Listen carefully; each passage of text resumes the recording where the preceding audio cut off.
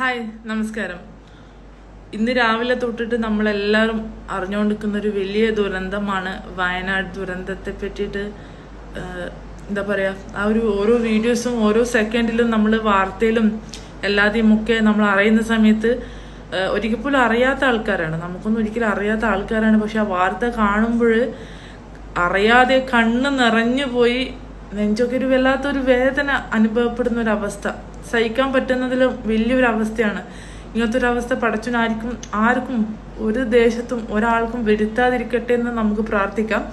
പക്ഷെ വേറൊരു കാര്യം, ഒരുപാട് റീച്ചിനും ലൈക്കിനും വേണ്ടി ഒരുപാട് ആൾക്കാർ പലതും കാട്ടിക്കൂട്ടുന്നുണ്ട് ഇന്നത്തെ ഈ സോഷ്യൽ മീഡിയ പ്ലാറ്റ്ഫോമിൽ. പക്ഷെങ്കിൽ നമ്മൾ പടച്ചോ എന്ന് വെച്ച് കഴിഞ്ഞാൽ പടച്ചൻ, നമ്മുടെ പടച്ചോ എന്ന് പറയുമ്പോൾ ഓരോരുത്തർക്കും ഓരോ ദൈവവിശ്വാസമാണല്ലേ.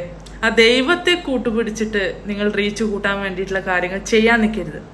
കഴിഞ്ഞ ദിവസം കറക്റ്റ് ഒരു 3 ദിവസം മുമ്പ്, കാരണം അവരെ നമ്മൾ കുറ്റം പറഞ്ഞിട്ട് കാര്യമില്ല, അവർക്ക് ബുദ്ധിയില്ലാത്ത കുട്ടികളാണ്, അവരെ നമ്മൾ ഒരിക്കലും കുറ്റം പറയാൻ പറ്റത്തില്ല. പടച്ചോൻ ഏറ്റവും കൂടുതൽ അടുക്കുന്നത് ഈ നിഷ്കളങ്കമായ മനസ്സുള്ള ആ ഒരു ആൾക്കാരപ്പരാണ്.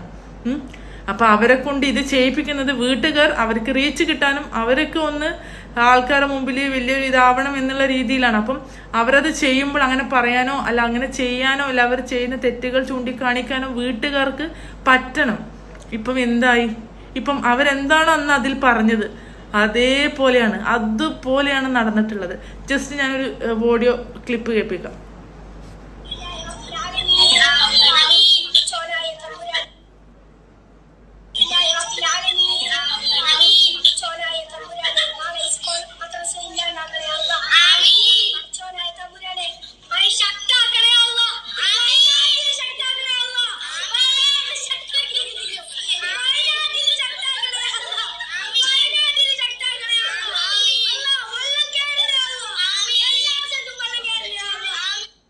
അവര് ആ കുട്ടികൾ എടുത്തു പറയാണ്, വയനാടിൽ വെള്ളം കയറണേ അല്ല, വയനാടിൽ മഴ ശക്തമാക്കണേ അല്ല. അപ്പൊ അത് പറയുമ്പോൾ അടുത്ത് നിൽക്കുന്ന വീട്ടുകാർ പറയണം, കുട്ടികളെ അങ്ങനെ ഒരിക്കലും പറയരുത്, മക്കളെ അങ്ങനെ പറയരുത്. കാരണം ഒരുപാട് ദുരന്തങ്ങൾ നമ്മൾ കണ്ടുകൊണ്ടിരിക്കുകയാണ്. നമ്മൾ ഒരിക്കലും അങ്ങനെ പ്രാർത്ഥിക്കാൻ പാടില്ല. കുട്ടികൾ അത് അറിയാതെ പറയുകയാണെങ്കിലും അവരെ പറഞ്ഞ് തിരുത്തേണ്ടത് അവരുടെ വീട്ടിലുള്ള ആൾക്കാരാണ്, വീട്ടിലെ രക്ഷിതാക്കളാണ്, മുതിർന്നവരാണ്. പറഞ്ഞ് 3 ദിവസം പോലും ആവാതെ ആ വലിയ ദുരന്തത്തിലേക്കാണ് വയനാട് ഇപ്പം എത്തിപ്പെട്ടിട്ടുള്ളത്. ദയവ് ചെയ്ത് സോഷ്യൽ മീഡിയയിൽ വീഡിയോസ് ചെയ്യുന്ന ആൾക്കാരുടെ അടുത്ത് പടച്ചോനെ വെച്ച്, ദൈവത്തിനെ വെച്ചിട്ട് നിങ്ങൾ കൂട്ടുപിടിച്ചിട്ട് നിങ്ങൾ ഒന്നും ചെയ്യാതിരിക്കുക.